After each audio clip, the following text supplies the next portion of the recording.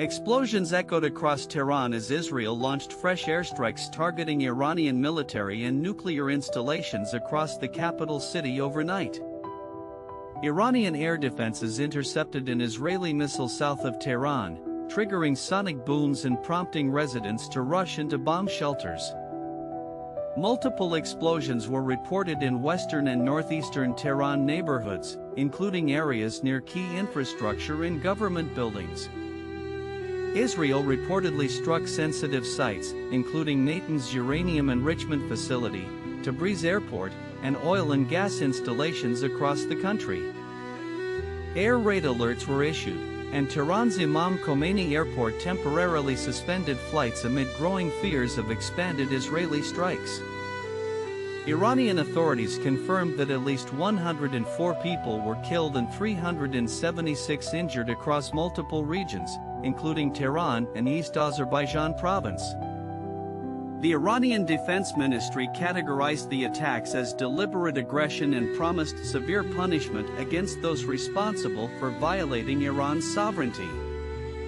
Iran's supreme leader condemned the strikes as a declaration of war, vowing that Tehran will retaliate decisively against Israeli military actions.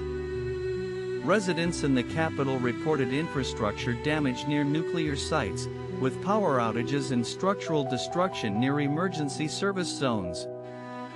Israel declared it would continue its offensive for as many days as necessary to degrade Iran's nuclear and missile capabilities. The Israeli military conducted a large-scale air campaign involving nearly 200 aircraft to cripple Iran's long-range missile systems and command centers. Iran responded with its own drone and missile strikes across Israeli cities, causing casualties including at a Haifa oil refinery. At least 8 people were killed and more than 200 injured in central and northern Israel after Iran's counterstrikes hit populated areas. Israel's Iron Dome intercepted many threats, but some missiles and drones penetrated defenses, striking infrastructure and residential neighborhoods. Global markets reacted sharply, oil surged, stock futures plunged, and flight cancellations were reported across the region due to airspace uncertainty. The U.S. denied direct involvement, but confirmed it provided missile defense support to Israel, citing urgent efforts to protect American interests. Asia and Europe urged restraint. Foreign ministers highlighted the risk of wider conflict and called for immediate diplomacy to prevent escalation.